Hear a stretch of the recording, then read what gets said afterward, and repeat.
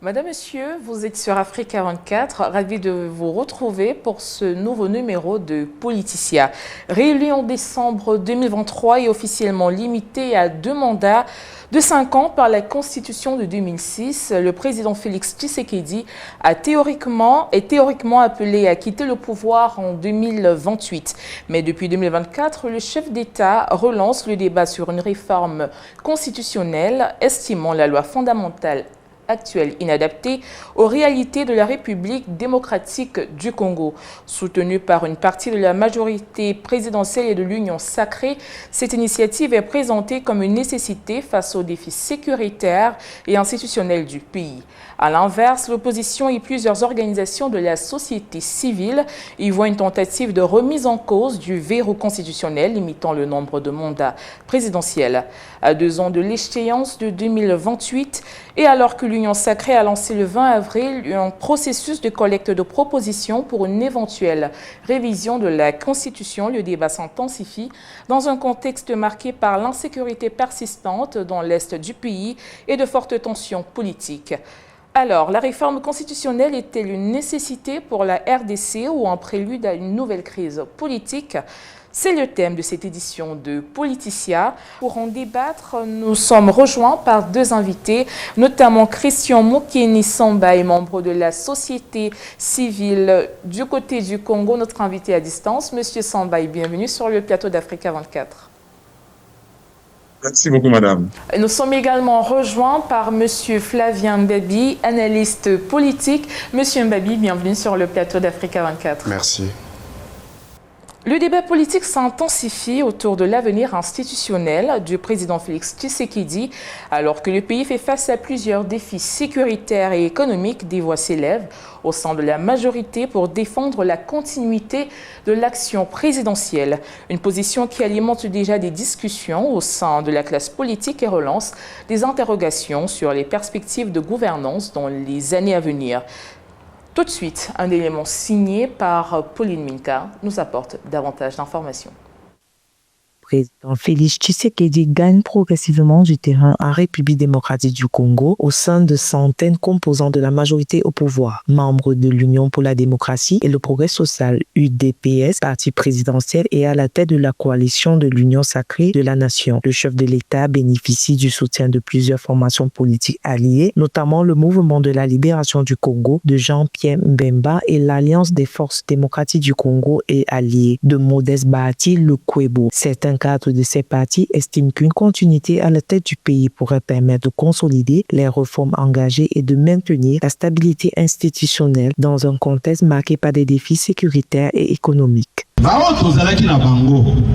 Dans un pays qui a une constitution, ce sont des référendums. Nous devons être là, même s'il y a certains d'entre nous qui sont pour cette constitution et d'autres contre.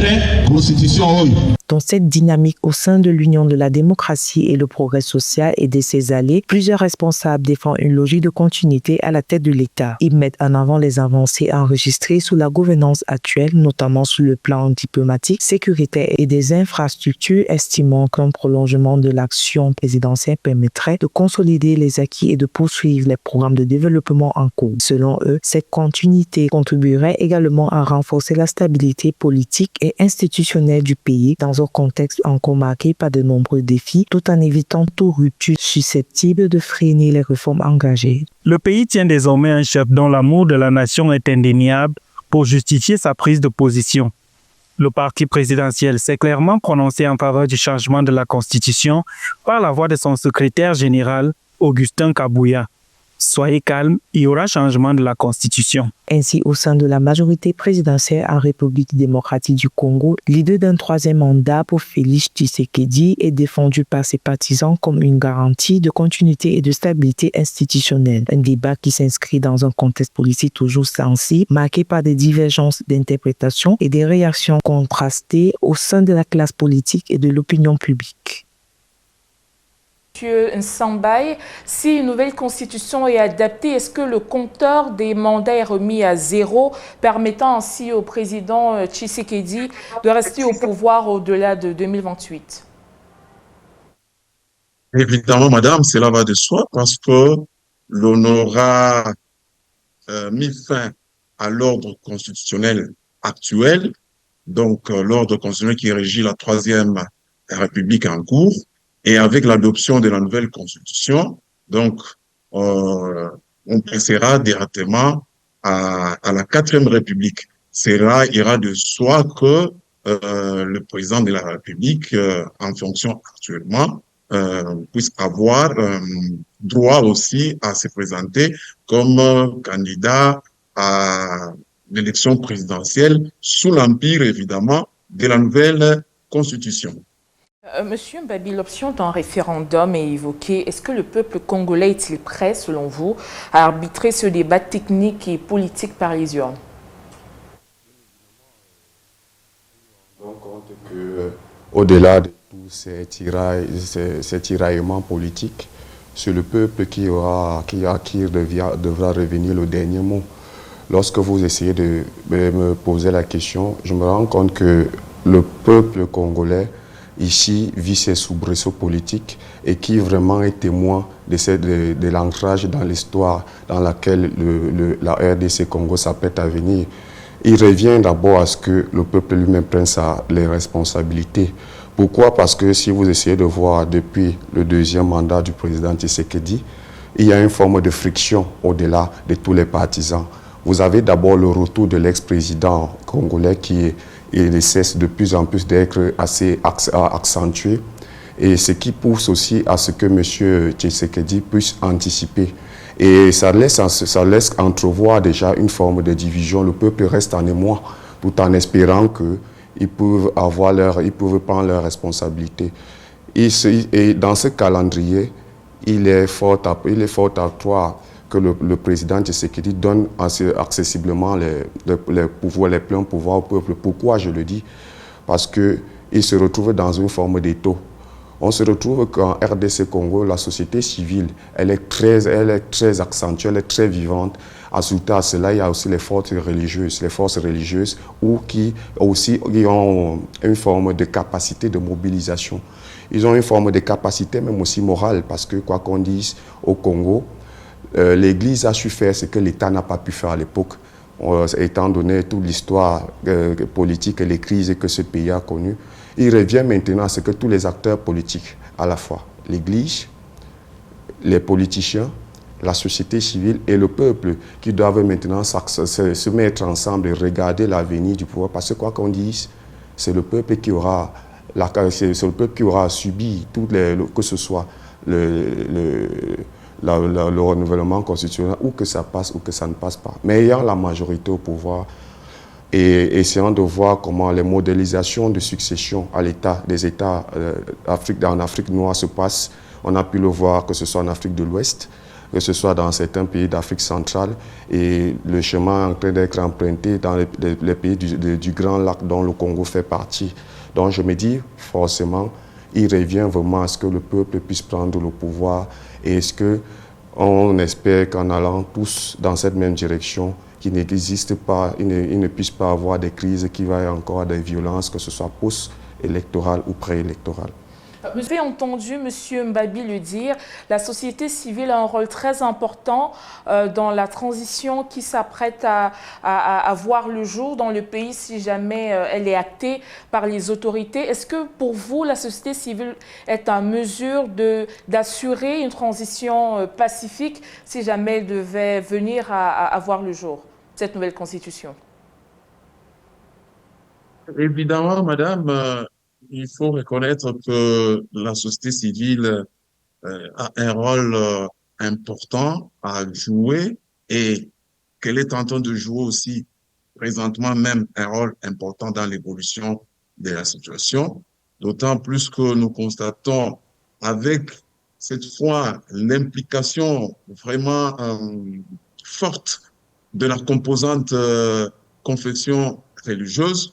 Nous avons l'Église des Réveils qui a pratiquement pris position pour soutenir le changement de la Constitution. Et vous savez bien que en République démocratique du Congo, la grande majorité de la population est chrétienne. Et si on peut juste faire une lecture superficielle de la chose, nous allons constater que l'Église des réveils, disons les confessions religieuses, regorgent aussi un bon nombre de citoyens qu'ils drainent derrière eux derrière elles comme adeptes, et ce qui fait que la société civile aura vraiment un rôle vraiment important à jouer dans l'évolution de la situation. Je vois que vous essayez un peu d'accentuer le débat sur l'Église et des réveils. N'oubliez pas que vous avez eu Monseigneur Mosengo, qui était aussi une voix très, très écoutée. Je comprends que vous êtes dans une forme de logique où l'Église et des réveils, comme une forme de renaissance spirituelle, puisse aussi avoir comme un nouveau vent de renaissance politique.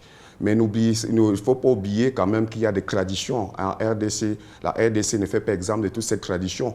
L'Église catholique a toujours un poids et le poids est non négligeable. Certes, vous faites bien de relativiser que l'Église de réveil vient avec une nouvelle forme d'ancrage, ça c'est vrai. Mais ne négligez pas l'apport aussi de l'Église catholique. À côté de ça, il y a l'Église catholique et aussi d'autres des mouvements qui viennent comme les évangélistes, qui veulent un peu se démarquer hors de cette frange de l'Église des réveils. Donc je voulais juste essayer de nuancer votre propos, parce qu'en soi seulement, cette renaissance politique sur la renaissance spirituelle que sont les églises de réveil ne rend pas compte fidèlement de la situation. Je pense quand même que vous êtes à l'état. Vous vivez la situation chez vous là-bas. Je pense que Monsieur Sambai voit où est-ce que vous voulez venir. Est-ce que vous voulez aller au bout de votre propos avant de répondre à Monsieur Mbabi, ou alors lui répondre tout de suite, Monsieur Sambai? Je suis tout à fait d'accord avec lui quand il dit qu'il ne faut pas oublier le poids combien important aussi de l'Église catholique dans l'évolution de la vie politique du pays. Ici, je voulais tout simplement relever le fait que cette fois, si nous avons l'Église des réveils, il semble vraiment s'affirmer différemment par rapport aux autres situations dans le passé. Mais cette fois-ci, elle s'affirme et elle tient vraiment à manifester sa position de manière claire et nette. Et cela ne veut pas dire que, en disant cela, nous avons négligé le poids combien important et non négligeable de l'Église catholique dans l'évolution aussi de la vie politique du pays. Monsieur Mbabi, je reviens à vous. En 2018, la SADC avait été décisive pour le respect des mandats de Joseph Kabila. La RD Congo de 2026 est-elle prête à assumer un isolement diplomatique si elle s'engage dans une voie perçue comme une régression démocratique par ses partenaires? Cela relève des automatismes, étant donné que la majeure partie des États africains se sont inscrits à signer la CADER, la Charte africaine des droits de l'homme. Et il se veut que ce sont des principes, c'est-à-dire le respect des principes démocratiques, le respect des suffrages universels, et une seule fois que l'une des conditions n'arrive pas à être remplie, cela va de l'isolement politique en attendant qu'il y ait une forme de restauration de l'autorité de l'État afin d'éviter les différentes crises politiques. Ce sont des messages forts, mais cela émane aussi d'une forme de maturité politique des organes sous-régionaux qui peuvent même aussi présenter certaines failles. Vous avez vu dans les différents, que ce soit au Mali, avec les différents coups d'État, on a d'abord isolé certains États, l'État malien, pour essayer de restaurer l'institution. Je me dis, étant donné que si la SADC se rend compte, bien évidemment, que les mécanismes démocratiques n'ont pas été respectés, si la SADC se rend compte, bien évidemment, que la voix du peuple congolais n'a pas été prise en considération et que, de surcroît, il puisse y avoir des violences après le renouvellement constitutionnel, il va de soi que pour respecter les textes qui ont été émanés, qui ont été ratifiés par les États, parce que c'est d'abord ça. Il ne suffit pas d'avoir un texte, mais on veut les ratifier. Ça veut dire qu'ils font corps avec la constitution des différents États, lorsqu'on sait que la constitution, c'est la norme fondamentale de tout État. Donc ça va comme une forme de principe, un sacro-saint principe juridique dans lequel tous les États doivent prendre cela comme une forme de gage. Le fait qu'on ne respecte pas un principe, ça annule déjà cette forme de principe sur le plan politique. Là, nous parlons de la SADC, mais n'oublions pas que la RD Congo appartient également aux États de l'Afrique de l'Est. Est-ce que ces logiques s'appliquent également à cette communauté sous-régionale, sachant que déjà il y a une barrière de langue? Je crois que la RDC fait partie des rares pays de cette zone à parler français. Est-ce que le raisonnement s'applique également pour cette région-là? Je donne caution à votre question dans la mesure où nous allons toujours dans le même principe. Le principe du respect des textes, le principe d'une juridiction dont vous avez ratifié, dont vous avez impliqué dans votre corps constitutionnel. Si vous ne l'appliquez pas, ça veut dire que vous allez à l'encontre de votre constitution. Il va de soi que des automatismes puissent se déclencher, que ce soit au niveau d'abord national et aussi au niveau sous-régional. Donc je pense que votre question va en étroite collaboration avec la précédente qui tente à faire en sorte que les États qui ne ratifient pas, qui ne respectent pas et qui vont à la marge des conditions de la voix du peuple se mettent à dos aux mêmes ces différents principes et faire en sorte que de manière automatique, les organes sous-régionaux puissent obliger de les isoler politiquement et afin qu'ils puissent avoir une forme de calme notoire, des reprises, des démarches peuvent être entreprises et que le calme se puisse réunir tous les acteurs politiques autour d'une table. Comme on l'a si bien dit avec mon copanéliste, société civile, partis politiques, partis d'opposition et aussi le peuple qui devrait être convoqué dans cette grande messe politique. La République démocratique du Congo, par sa superficie, est le deuxième pays le plus vaste d'Afrique. Est-ce que les populations reculées ont l'information, sont suffisamment renseignées sur ce débat politique qui est à court? Vous qui êtes près de ces populations-là, quel est le cri de ces populations dans ces localités sur ce débat? Okay. Merci beaucoup, madame. Il faut d'abord reconnaître que nous avons aujourd'hui, dans les contextes de l'éclosion de réseaux sociaux, la possibilité de voir l'information être partagée et être relayée sur une bonne partie du territoire national. Et évidemment, il faut reconnaître que dans les milieux les plus reculés, une bonne partie de la population semble ne pas être bien informée sur ce qui se passe réellement à Kinshasa et évidemment dans le cadre du débat sur les réformes constitutionnelles éventuelles. Et d'autant plus que vous avez, par exemple, la RTNT qui n'arrive pas vraiment à arroser tous les territoires nationaux comme il se doit. Mais ce qui est vrai, c'est que dans les grandes villes des différentes provinces du pays, les populations sont déjà au courant de ce qui se passe, de réformes constitutionnelles envisagées et surtout que la machine politique qui soutient le chef de l'État entendait l'union sacrée et a mis pratiquement toutes les batteries en marche pour pouvoir relayer l'information jusqu'à la base et voir dans quelle mesure embarquer aussi cette population disons, impliquer cette population dans les débats en cours.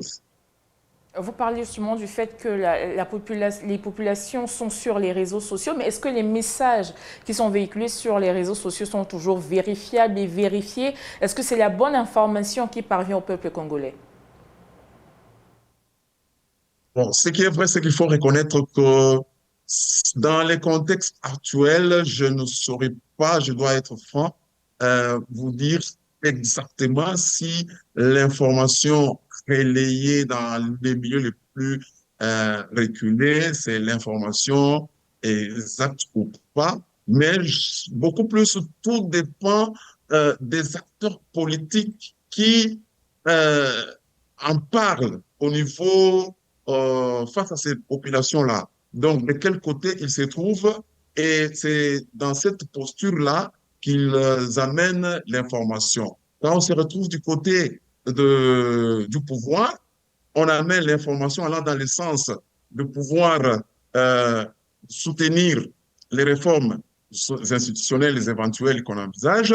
Et quand on est du côté de l'opposition, c'est le message allant dans le sens de pouvoir contrecarrer cette initiative allant qui va dans le sens des réformes constitutionnelles. Donc, je dois être franc pour dire que présentement, je ne saurais pas vous dire avec exactitude au niveau des populations les plus reculées quelle est l'information qui est véhiculée et comment la population, ces populations-là, accueillent ces messages, les différents messages qu'on lui apporte. Mm. Monsieur Babi, je reviens à vous. Aujourd'hui, pour vous, quels sont les véritables enjeux de ce troisième mandat du président Félix Tshisekedi? Le principal enjeu, d'abord, c'est l'enjeu sécuritaire. Vous souvenez qu'il y a de cela 2 mois, et dans l'Est, avec le M23, il y a une forme de recrudescence de la violence. Et je pense que M. Tshisekedi ne souhaite pas quitter au pouvoir en laissant cette forme d'héritage. C'est quelque chose qui ne voudra pas s'en voudra de toute son âme. Le second défi aussi, il est d'ordre économique.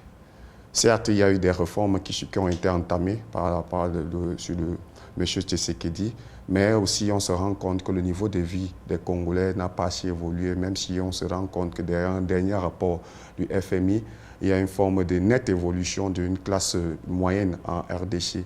Et aussi, il y a aussi l'infrastructurel. Comme disait aussi le copanéliste, la RDC Congo est un pays assez vaste, assez riche, mais qui fait preuve de manque d'infrastructures, beaucoup plus dans le domaine des transports. Vous vous rendez compte que dans certaines zones du pays, des élections n'avaient pas eu lieu. Pourquoi? Parce que le matériel, les codifications, la logistique n'était pas arrivée à temps. Donc vous voyez que c'est un pays qui est immensément vaste. Et aussi, il y a les moyens de communication aussi. On a essayé de relever ici les réseaux sociaux, mais on se rend compte bien évidemment qu'une très grande partie, surtout dans l'Est, est souvent au moins couvert par les réseaux sociaux. Et ce qui peut donner, c'est ce qui fait le lit déjà de certaines zones d'insécurité dans les dites régions avec le voisin dont on craint beaucoup plus au Rwanda. Monsieur Mbabi, merci pour cette intervention. Madame, Monsieur, nous marquons une courte pause dans ce débat. Nous vous revenons dans un instant.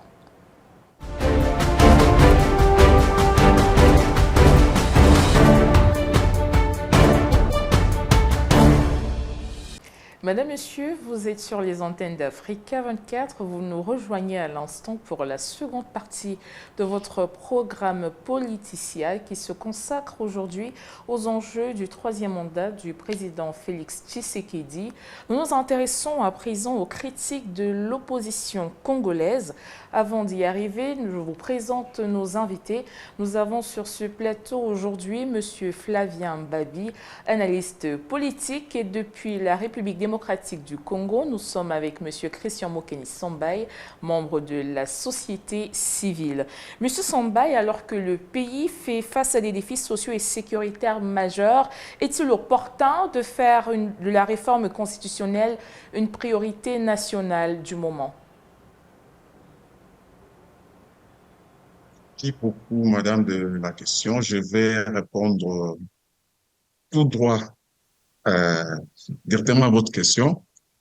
Ce qui est vrai du point de vue constitutionnel, la Constitution interdit sa révision si le pays se retrouve dans un état de guerre, dans un état de siège aussi, et même dans un état d'urgence. Ce qui veut dire ce débat sur le plan de l'espace civique. Oui, les débats peuvent avoir lieu parce que la Constitution ne l'interdit pas. Mais sur le plan institutionnel, aucune institution, du point de vue des articles 200, de l'article plus précisément 219, en tout cas, le débat ne peut aucune institution ne peut initier un débat institutionnel en ce qui concerne les réformes constitutionnelles. Mais ce qui est vrai aussi, c'est que dans l'espace civique, évidemment, les citoyens de tous bords sont en droit de pouvoir s'exprimer librement. Mais il faut dire aussi que du point de vue toujours de la Constitution, plus précisément en son article 63, et les gouvernants et les gouvernés, entendez ici les citoyens, tous, nous devrions être mobilisés autour des nos vaillants soldats des FARDC pour la reconquête, évidemment, qui sont sous le commandement du président de la République, comme la Constitution elle-même les stipule. Donc, nous devrions être tous mobilisés autour de nos FARDC pour le recouvrement de la souveraineté nationale et de l'intégrité territoriale. Donc, du point de vue de l'opportunité, vraiment, il faut le reconnaître, ce n'est pas encore opportun. La priorité doit être accordée à la restauration de l'intégrité territoriale du pays. Monsieur Mbabi, je vous ai vu réagir un peu à la réponse de Monsieur Samba. Est-ce que vous avez une autre lecture de cette préoccupation? Est-ce qu'il est opportun à l'heure actuelle de s'intéresser à une nouvelle constitution plutôt qu'aux défis sécuritaires du pays? L'opportunité politique n'est pas forcément l'opportunité de l'acteur politique n'est pas forcément l'opportunité du peuple. Il faut d'abord voir ça. Quelqu'un disait toute promesse politique n'engage que ceux qui y croient. Peut-être au niveau de la société civile, ils ne jugent pas encore assez opportun à ce que la réforme puisse se faire. Mais l'acteur politique, il a sa rationalité qui est en elle. Et il ne vit que sur sa rationalité parce qu'elle est instinctive, c'est l'intérêt. Il y a un objectif à atteindre. Donc ce qu'il dit est fait en sorte que si monsieur Félix Tshisekedi juge que l'opportunité de renouveler la Constitution est pour lui l'objectif à atteindre, il le fera, quitte à ce que ça arrive, on arrive à ce que ça peut arriver. Dans tous les cas, les crises politiques, elles sont vraiment inhérentes à beaucoup plus de la fabrication ou de la constitution des nouveaux États africains. Donc, forcément, je ne suis pas forcément d'accord avec lui dans la mesure où c'est l'acteur politique qui définit sa cible, il définit son enjeu, il définit son intérêt. Et face à ça, il se donne les moyens maintenant pour le faire. Souvenez-vous que pour arriver au pouvoir, ce n'était pas aussi chose aisée pour M. Félix Tshisekedi, dans la mesure où il a été obligé de batailler fort avec M. Kabila.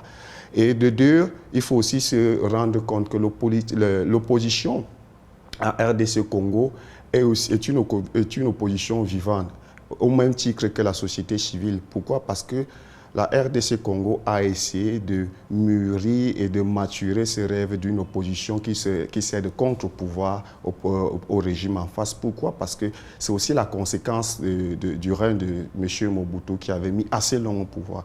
Donc on dit que l'opposition peut se donner les moyens ou l'opportunité de l'acteur politique. C'est quelque chose qui relève peut-être de la recherche du sexe des anges, c'est-à-dire c'est l'impossibilité à nous, d'ici, d'en face, de juger, parce que celui qui détient les cartes en main, c'est M. Tshisekedi déjà, parce qu'il a la majorité au pouvoir, parce qu'il est le président de la République. Et tout acte qu'il pourra faire, la loi a un effet rétroactif, c'est-à-dire que ça annule d'abord tout ce qui était dans le passé, et pour qu'on repart à zéro. Je pense quand même que mon copanéiste ne va pas me contredire dessus. Donc voilà voilà un peu ce qu'il a voulu. Je voulais apporter cette nette précision sur l'argumentaire qu'il a avancé. Monsieur Mbabi, je m'interroge tout de même. Vous parlez de rationalité. Intérim, s'il vous plaît. Oui, monsieur Samba, allez-y. Permettez que je puisse un peu dire un mot par rapport à ce sûr, que mon allez-y. panéliste vient de le dire.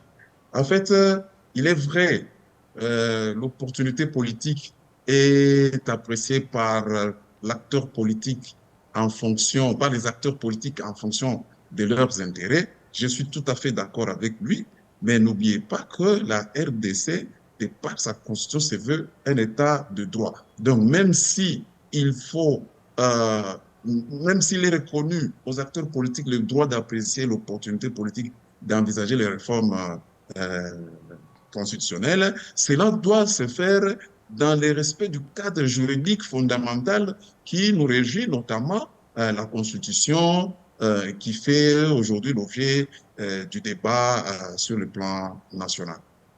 Alors, vous avez quelque peu embrayé sur la question que je voulais adresser à M. Mbabi. Vous parliez de rationalité de l'homme politique, mais l'homme politique n'est acteur politique ou léviathan que parce qu'il dirige un peuple. Si le peuple aujourd'hui est contre la décision qu'il s'apprête à vouloir prendre, à vouloir changer la Constitution, est-ce qu'elle se fera tout de même? Elle se fera. Pourquoi je le dis? Parce que c'est à l'acteur politique de juger ses opportunités le moment voulu. Et il y a une variable non négligeable dont nous semblons un peu mettre sous cap. C'est que le temps est un acquis aussi, c'est un avantage, c'est un atout pour l'acteur politique. Essayez de voir d'abord dans la psychologie de l'acteur politique congolais. On a d'abord essayé de faire naître la rumeur. La rumeur a ceci de particulier qu'elle crée déjà une forme de psychose dans le subconscient de l'électeur. Ça veut déjà dire qu'il y a un message de manière latente qui s'est construit déjà dans l'imaginaire. De deux, on laisse le temps voir comment ça va réagir. Il y a une forme d'animation. L'animation, c'est normal, mais on va voir, est-ce que dans la durée, cette mobilisation, vous vous rendez toujours compte de la rationalité dans la mobilisation. Vous ne pouvez pas mobiliser un peuple sur plusieurs années, le mouvement va s'essouffler. Et c'est avec tous ces atouts que l'acteur rationnel use de cela. Il y a une forme d'ingénierie intellectuelle qui se structure toujours dans cela. Monsieur Tshisekedi ne saurait se lever un matin de mettre ses rêves en œuvre si déjà lui-même il n'a pas jugé. Et vous avez vu son dernier discours, il avait dit, et c'était devant l'Assemblée, je me représenterai au 3e mandat si le peuple le demande. Vous avez la majorité et conscient aussi du fait qu'il met comme forme de leitmotiv le critère de sécurité pour essayer de regagner l'intégrité, chose qui n'est pas assez évidente. De deux, ou au troisièmement, on se rend compte aussi que le peuple n'essaye de ne croit plus en ses rêves, de vouloir faire de la sécurité l'élément clé de son 3e mandat parce qu'il a eu 2 mandats. Sur les 2 mandats, il est venu comme une sorte d'homme de guerre, va-t-en-guerre. Mais à la limite, on s'est rendu compte que ça a une fois réveillé les velléités de contestation dans le Nord Kivu. Monsieur Sambaï, Monsieur Mbabi a commencé à embrayer sur cette question tout à l'heure, la question de la sécurité.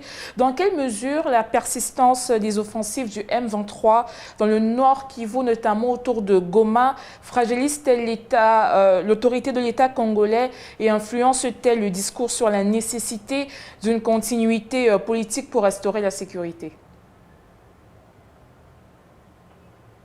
Vous dites, madame, si je vous ai bien compris, dans quelle mesure la persistance du mouvement AFC 23 autour de Goma fragilise l'autorité de l'État congolais et influence le discours selon lequel il y a une nécessité de continuité du pouvoir? Il y a nécessité de... Continuité de pouvoir. De continuité de pouvoir. Oui. Oui. OK, madame, il faut d'abord qu'on se le dise ouvertement. La rébellion, c'est un mouvement de l'AFC M23, c'est un mouvement qui n'a aucune légitimité pour imposer quoi que ce soit sur la conduite des affaires par les autorités en place. Ce qui est vrai, c'est qu'il faut reconnaître que dans le contexte de victoire diplomatique que le président Félix Tshisekedi est en train d'engager, notamment avec la signature des accords de paix avec le Rwanda et des accords économiques avec les États-Unis, on est en train de se rendre compte que même, les velléités d'avancer de l'AFC M23 se sont pratiquement estompées. Et ce qui fait que même au jour d'aujourd'hui, d'ailleurs, on est en train de constater que ce mouvement est en train de retirer une bonne partie de ses troupes dans la partie occupée, mais je vois très mal comment l'AFC M23 dans ces conditions peut carrément, disons, freiner l'élan pris par le pouvoir pour s'engager dans les processus des réformes constitutionnelles. Monsieur Mbabi, est-ce que vous avez une réponse contradictoire aux éléments apportés par Monsieur Sambaye avant qu'on poursuive? Oui, je me rends compte aussi que l'armée congolaise a échoué un revers venant de la part de M23.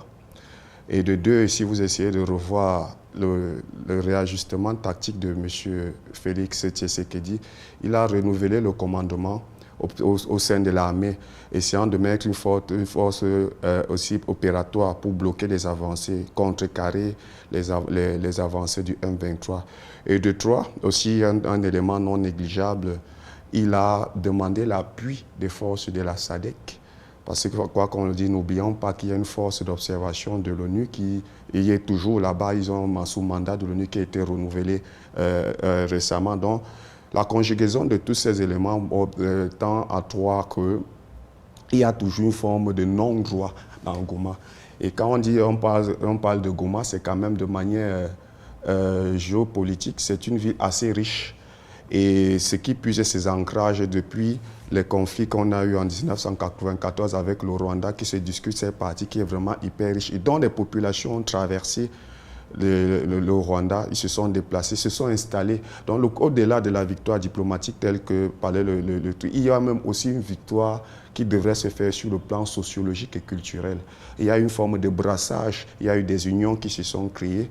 Et ce qui tend en sorte qu'il sera encore difficile de demander à cette population de rentrer au Rwanda, tant il est vrai aussi que le Rwanda, ce n'est pas un pays assez grand qui ne serait contenu, contrairement au Congo. C'est tous ces enjeux-là qu'il faut essayer de mettre dans la même marmite pour essayer de comprendre le contexte qui se vit dans ces différentes zones. Ayant compris le contexte, ça donne lieu à comprendre aussi le prétexte qui fait en sorte que tous les différents acteurs puissent concentrer seulement les tensions ou les regards sur ces différentes zones au Kivu, qui est une zone extrêmement riche et qui est une zone où celui qui est là-bas et qui a créé beaucoup de seigneurs de guerre, nous ne l'oublions pas.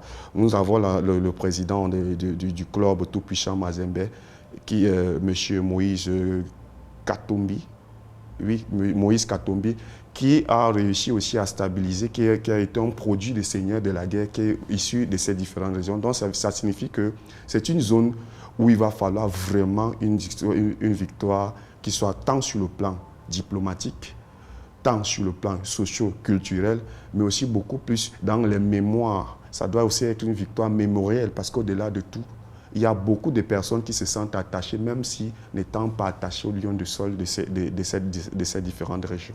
Justement, nous avons parlé jusqu'ici de Félix Tshisekedi, du parti au pouvoir, de la société civile, du M23 également. Parlons à présent de l'opposition comme un ensemble. Une déclaration commune pour soutenir l'initiative de paix conjointe de la Conférence épiscopale nationale du Congo et de l'Église du Christ au Congo a signé le 30 avril 2025 par 4 figures de l'opposition, à savoir Joseph Kabila, Moïse Katumbi, Martin Fayulu et Deli Sesanga. Ces démarches traduisent la volonté de 4 leaders à trouver une solution à la crise dans l'est de ce pays d'Afrique centrale où les libertés fondamentales sont restreintes selon l'opposition, suivant cet élément signé Pauline Minka. 4 figures de l'opposition en République démocratique du Congo, à savoir Joseph Kabila, Moïse Katumbi, Martin Fayulu et Deli Sesanga, ont signé une déclaration conjointe en soutien à l'initiative de paix partagée par la Conférence épiscopale nationale du Congo, CENICO, et l'Église du Christ au Congo. Cette formation de l'opposition congolaise, qui appelle à un dialogue interne, vise à trouver une solution durable à la crise qui persiste depuis près de 5 ans dans l'est du pays. Nous, forces politiques membres de l'opposition et de la résistance congolaise, signataires de la présente déclaration, proclamant en conséquence qu'un dialogue interne est indispensable pour permettre aux Congolais d'identifier les causes profondes internes et externes de la crise et de lui trouver des solutions pérennes.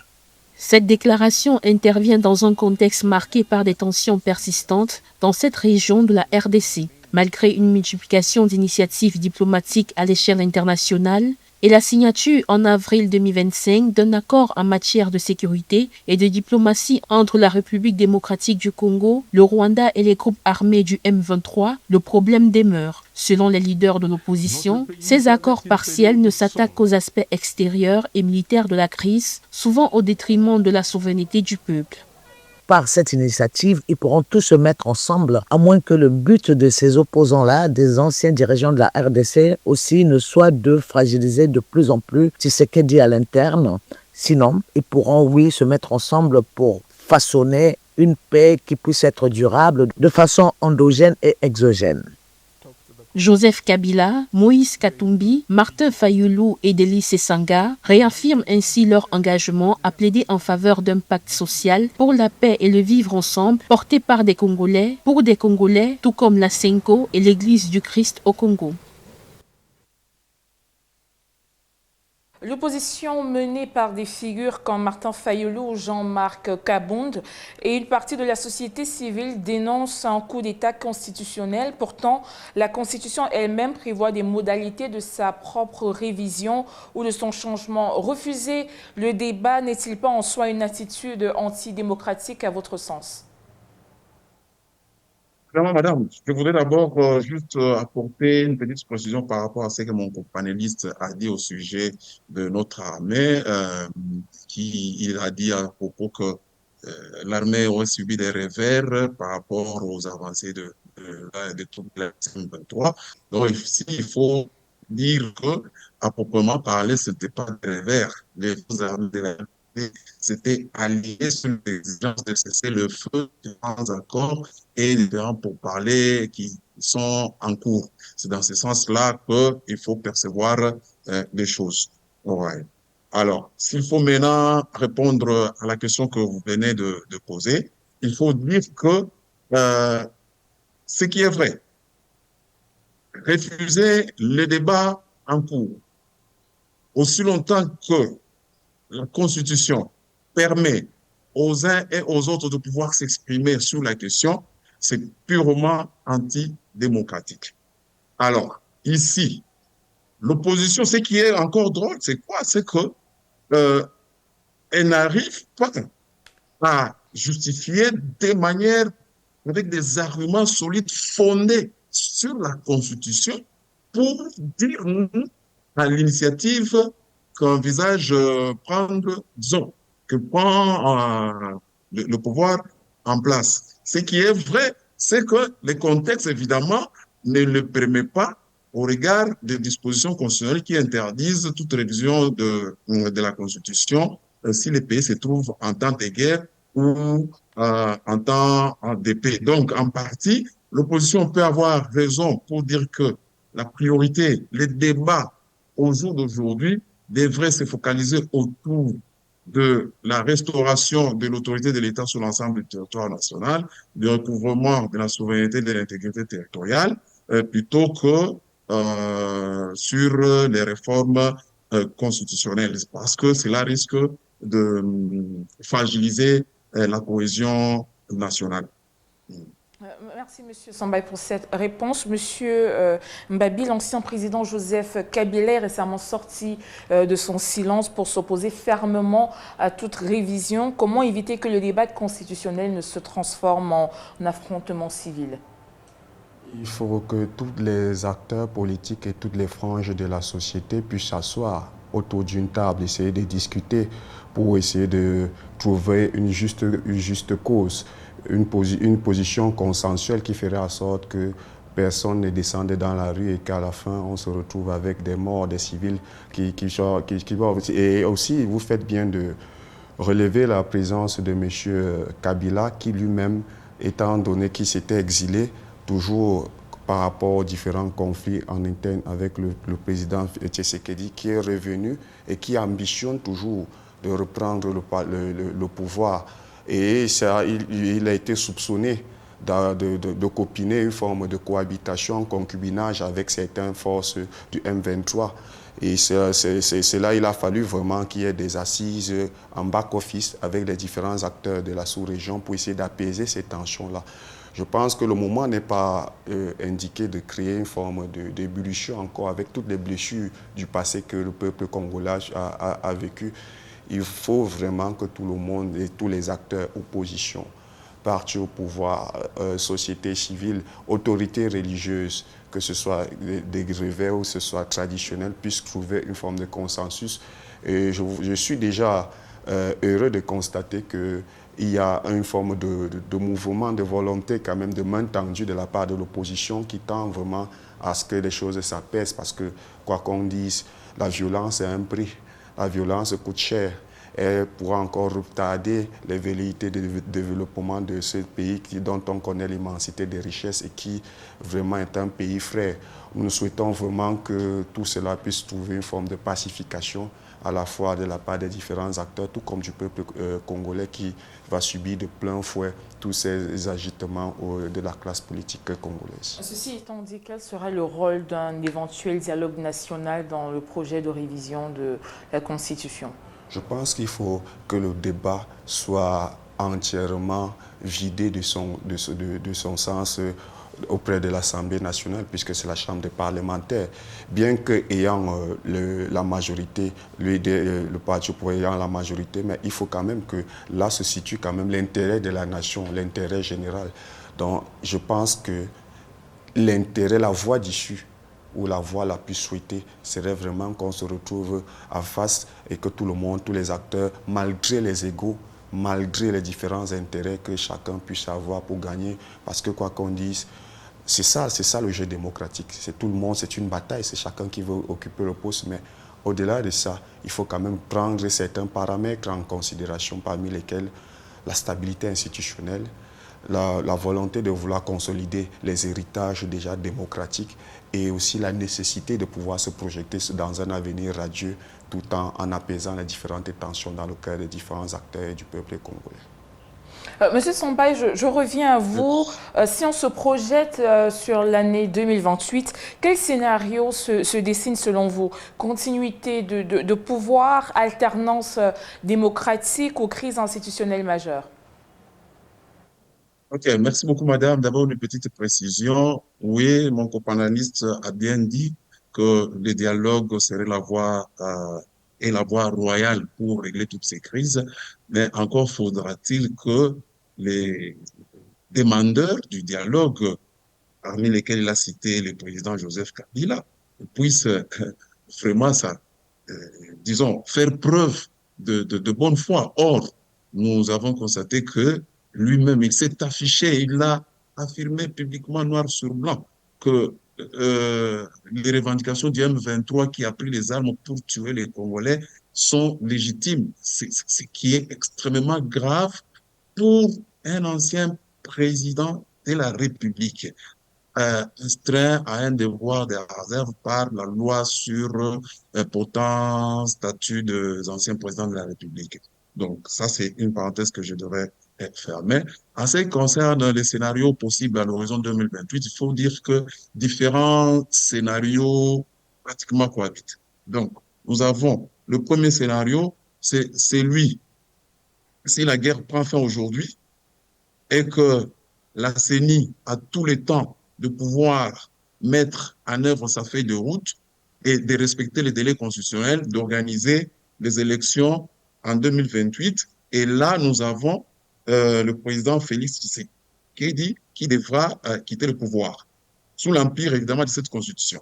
Un autre scénario, c'est celui au cas où la guerre ne prenait pas fin, c'est-à-dire nous allons connaître ce que l'on appelle maintenant dans les jargons congolais le glissement politique, c'est-à-dire la prolongation du mandat du président de la République aussi longtemps que les élections ne seront pas encore organisées et que la guerre sera toujours dans la partie est du pays.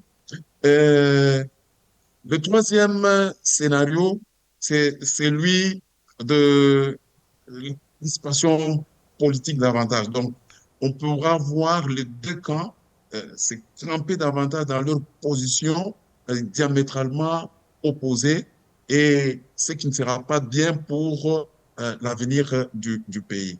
Et le quatrième scénario, c'est celui d'un dialogue qui devra mettre tout le monde autour de la table, parvenir à trouver la voie royale à la résolution de la situation difficile que traverse le pays avec le déclenchement, disons, son agression par le Rwanda. Merci, monsieur. Si 2028 semble encore une année lointaine sur le calendrier, les échanges d'aujourd'hui prouvent bien que c'est maintenant que l'avenir de la République démocratique du Congo se dessine. S'agira-t-il d'un renouveau par la souveraineté ou d'un basculement vers une instabilité irréversible? La réponse n'appartient plus à nos panélistes, mais à chaque Congolais qui demain aura à juger de la sincérité des réformes engagées par le gouvernement. Madame, monsieur, c'était Politicia, merci d'avoir suivi cette édition préparée par l'ensemble de la rédaction. Tout de suite, une nouvelle édition de l'actualité africaine.